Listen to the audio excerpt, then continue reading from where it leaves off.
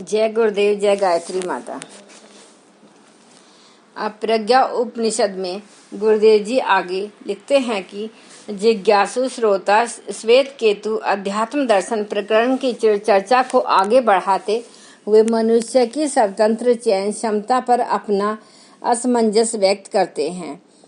प्रजा सत्र के प्रथम दिन के स्पष्टीकरण में महाप्राज्ञ पिपलाद ने यह कहा था कि मनुष्य सृष्टि का सिरमौर है, विशिष्ट विभूतियों से संपन्न है। वे उसे विधाता की ओर से अपनी दिशाधारा तथा जीवन की गतिविधियां अपनाने की पूरी छूट है।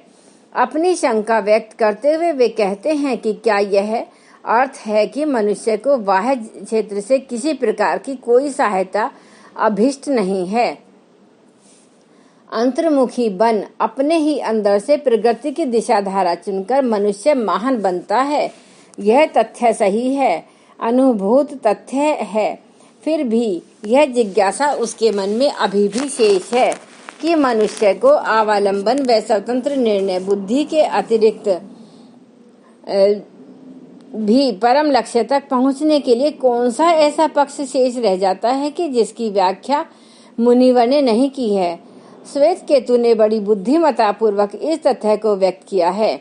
ज्ञान मात्र सौभाग्य व ईश्वरीय कृपा की व्याख्या तक सीमित न रहे, वरन उसके व्यवहारिक पक्ष को भी खोला जाए ताकि सामान्य जन उससे लाभ उठा सकें।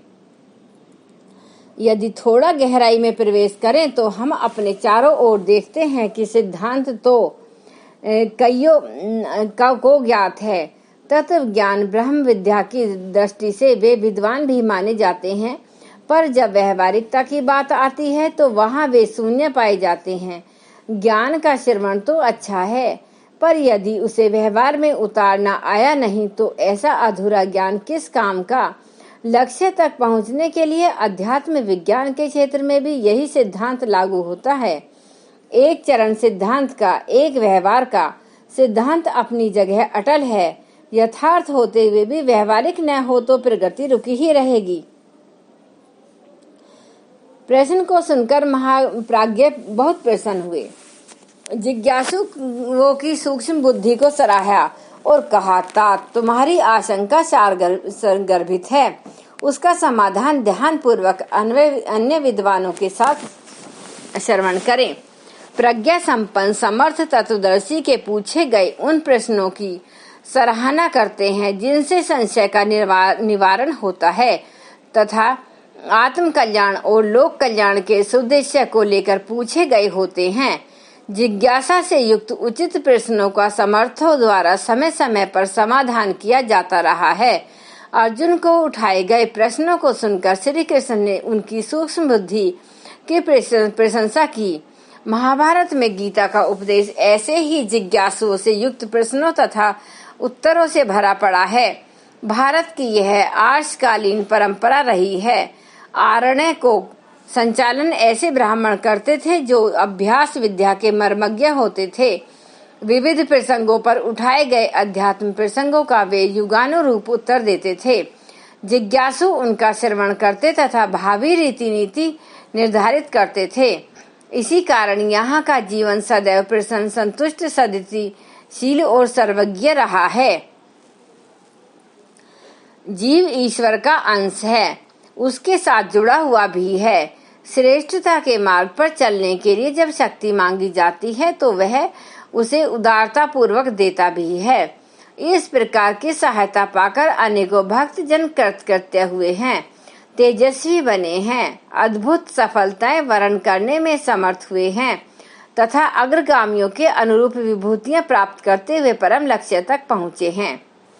जिज्ञासा का समाधान विषय अनुरूप करते हुए महाप्राज्ञ कहते हैं कि मनुष्य उस परमात्मा का एक अंश होने के नाते उससे अविच्छिन्न रूप से जुड़ा हुआ है।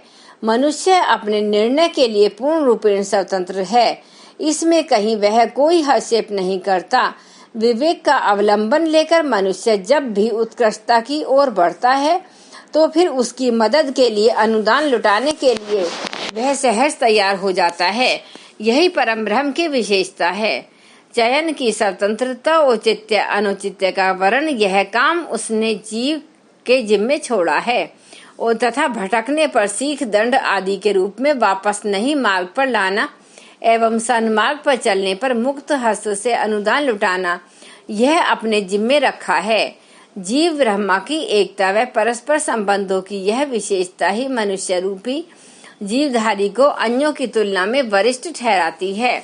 जिस प्रकार किसी वनस्पति की विशेषताएं उसका गुण दोष जड़ तनित्वक यहाँ तक कि फूल पत्ती आदि के अंश में ओतप्रोत है, उसी प्रकार निश्चय ही ईश्वर के सारे गुण विशेषताएं जीव में हैं।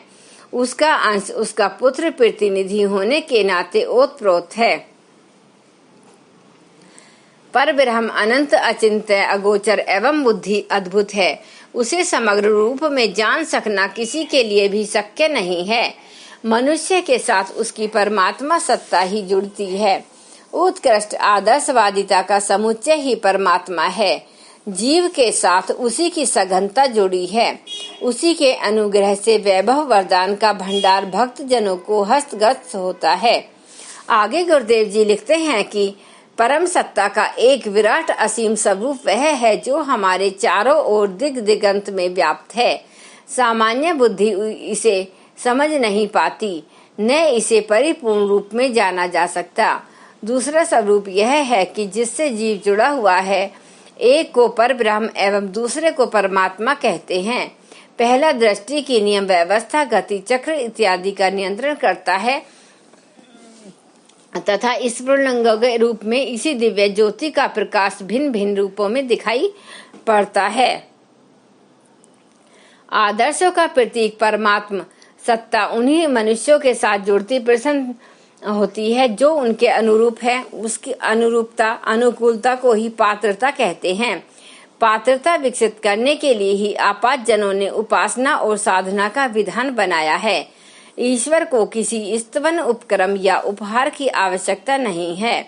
पात्रता विकसित करके ही मनुष्य परमात्मा से अनेकानेक दिव्य अनुदान प्राप्त करता है।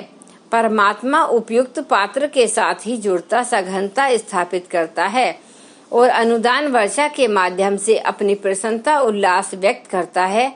इसके लिए उन्हीं गुणों को अपने जीवन में उतारना होता है जिनका समुच्चय परमात्मा सत्ता में है।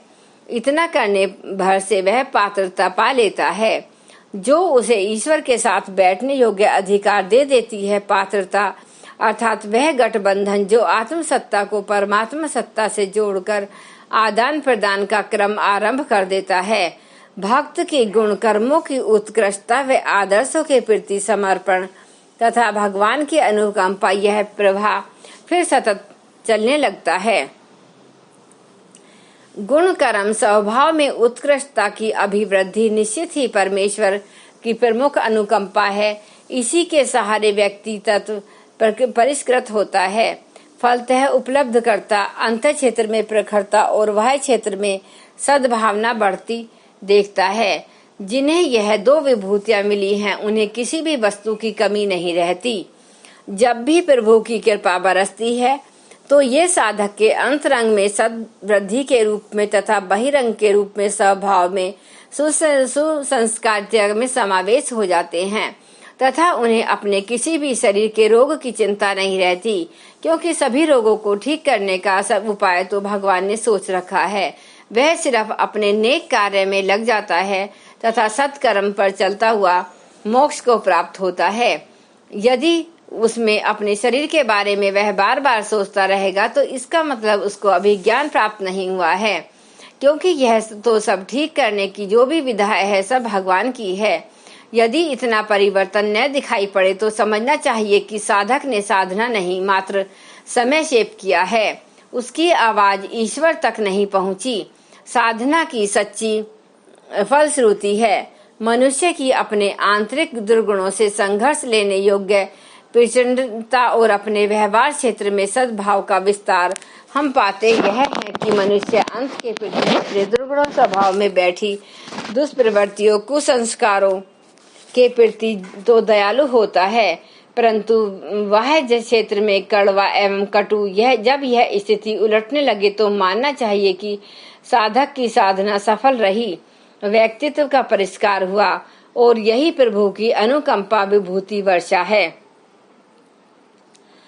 सच्ची ईश्वर भक्ति साधक को मानवीय सद्गुणों से परिपूर्ण बनाती है, साथ ही ऐसी उदारता प्रदान करती है कि अपना काम न्यूनतम में चलाकर उपलब्धि से विश्व वसुधा को लाभान्वित किया जा सके। ऐसे भक्त जन इस धरती के देवता होते हैं। उन्हें बिना मांगे ही ईश्वर का अजस्र सहयोग मिलता है। भक्ति का प्रमाण यह नहीं कि कौन क्या सिद्धि पा सका, अपितु ईश्वर भक्ति मनुष्य में ऐसी उदार मना प्रवृत्ति का समावेश करती है कि व्यक्ति अपनी नहीं सारी मानवता की पीड़ा को अपनी पीड़ा समझता है। इसके लिए अपने अंतर में सद्गुणों की वृद्धि कर वह स्वयं औसत नागरिक का जीवन जीता है, ताकि सृष्टि के सभी प्राणी उपलब्ध साधनों का आवश्यकता अनुसार उपभोग कर सकें। आत्मा विश्वास और ईश्वर अनुग्रह उपलब्ध कर लेने वाला व्यक्ति इतना समर्थ संपन्न होता है कि मानो उसे इंद्र कुबेर का सहयोग मिल गया हो। वह अपनी कोई चिंता नहीं करता, सारी अपनी जितनी भी परेशानियां होती हैं वह भगवान के ऊपर सौंपकर एक खुशी संपन्न इंसान का जीवन व्यतीत करता है। इन्हें प्राप्त करने का एकमात्र उपाय है कि अपनी प्रामाणिकता विकसित करना चाहिए। इसके लिए ईश्वर के साथ सघन आत्मीयता जोड़नी चाहिए। हर चीज पर भगवान का विश्वास अपना बनाकर रखना चाहिए। उसका अनुशासन अपनाना होता है। महान के साथ समर्पण विसर्जन करने वाले तद्रूप होते देखे गए हैं। सद्गुणों की अभिवृद्धि व्यक्ति में आत्मविश्वास बढ़ाती है।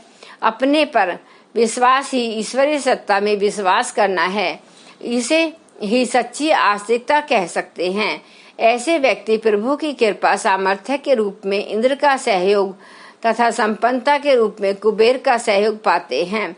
अपनी विभूतियों का सदुपयोग कर स्वयं धन्य बनते हैं, अनेकों को कृतार्थ कर पाते हैं। धन्यवाद। यह प्रज्ञा उपनिषद चल रहा है।